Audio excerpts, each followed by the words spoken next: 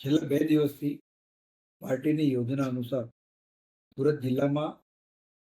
માન્ય ભરતભાઈના નેતૃત્વમાં જે સંગઠન ચાલી રહ્યું છે એની સાથે અમારા 2 દિવસનો સંપર્ક સતત રહ્યો. મારી સાથે પ્રદેશમાંથી જે નિરીક્ષકો નિયુક્ત થયા છે એમાં બેન શ્રી જાનવીબેન વ્યાસ અને ઉપેન્દ્રભાઈ રાઠવા અને સમગ્ર સુરત જિલ્લાની ટીમ 2 દિવસ સતત અમે લોકોને સાંભળ્યા છે. કાર્યકર્તાઓનો ખૂબ સારો ઉત્સાહ, ખૂબ ભણેલા ગણેલા લોકોએ ઉત્સાહ દાખવી અને ભારતીય જનતા પાર્ટીમાંથી ઉમેદવારી કરવા માટે આગળ આવ્યા છે. એ ખૂબ આનંદની વાત છે કે સમાજનો બૌદ્ધિક વર્ગ પણ એક નરેન્દ્રભાઈની વિચારધારા, આત્મનિર્ભર ભારતના સંકલ્પથી નિશ્ચિત ભારતનો સંકલ્પ સાકાર કરવા માટે જ્યારે દેશ ઉભો થયો છે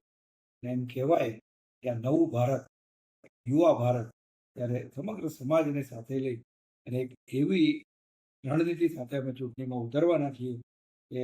પંચાયતથી પાર્લામેન્ટ સુધીની જે અમારી સત્તા, અને ખાસ તો સત્તા એ અમારા માટે સેવાનું માધ્યમ છે, ત્યારે એ વાતને અનુમોદિત કરી અને આવનારા દિવસોમાં જે આજે ચૂંટણી જાહેર થઈ છે ત્યારે ફરી એક વખત ગુજરાતની દરેક નગરપાલિકા, દરેક તાલુકા પંચાયત અને જિલ્લા પંચાયતમાં ભારતીય જનતા પાર્ટીનો ભગવો લહેરાય એના માટે સમગ્ર ગુજરાતની ટીમ કામે લાગી. ખરેખર ભણેલા લોકો